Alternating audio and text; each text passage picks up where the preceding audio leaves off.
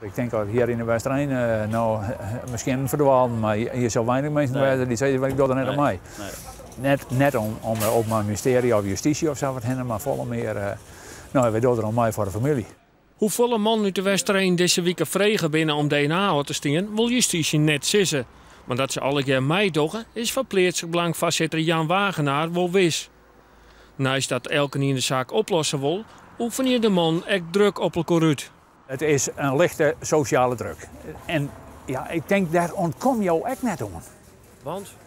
Nou, het dorp wil de zaak oplossen. En ik ken wel steeds begrutje maar de familie Vaarstra, maar alles wat er gebeurd is. Marianne Vaartse werd op 1 mei een jochtje verkracht en vermoord bij Vinkleerster. Ze wennen in de Westerijn en hier een soort contacten. We komen haar natuurlijk ook wel. Ze past vroeger wel bij ons op onze jongste zoon. En mij een vriendinnetje, dus ze kwam ook wel bij ons over de vliegen. Dus het moet gewoon uit de wereld, dit moet gewoon opgelost worden. Dus ja.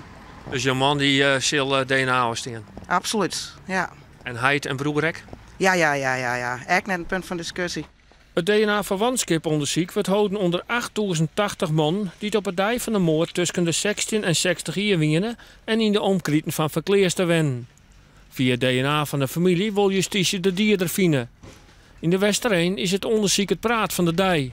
Er wordt bot rekken maar houden dat de moordenaar uit eigen dorp komt. Ja, dat bleef het dorp echt achtervolgend. Ik denk dat in lengte van jaren, want als men het dan over de Westerijn heeft, dan heeft men het over, dat is het dorp waar de moordenaar van Marianne Vaarstra bij komt. En wie weet wat voor gevolgen dat het hakken, uit de Bonifatius en Dokkum, jaren her. En we hebben het er nog steeds over. En dat kan dus ook voor wat betreft deze zaak gebeuren.